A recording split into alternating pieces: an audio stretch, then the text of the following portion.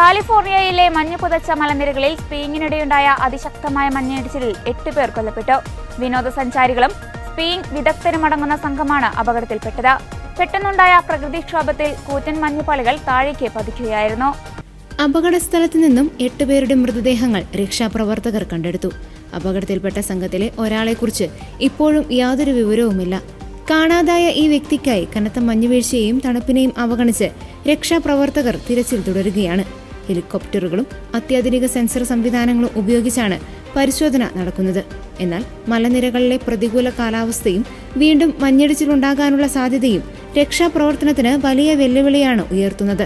ദുരന്തത്തിൽ നിന്നും 6 പേരെ പരിക്കുകളോടെ രക്ഷപ്പെടുത്താൻ സാധിച്ചു. ഇവരെ സമീപത്തെ ആശുപത്രികളിൽ പ്രവേശിപ്പിച്ചിരിക്കുകയാണ്. കാണാതായ ആൾക്ക് വേണ്ടിയുള്ള തിരച്ചിൽ അതീവ ജാഗ്രതയോടെ തുടരുമെന്നും പ്രദേശം ഇപ്പോൾ പൂർണ്ണമായും അധികൃതരുടെ നിയന്ത്രണത്തിലാണെന്നും പ്രാദേശിക ഭരണകൂടം അറിയിച്ചു. മരിച്ചവരുടെ കുടുംബാംഗങ്ങളെ വിവരം അറിയിച്ചു വരികയാണ്.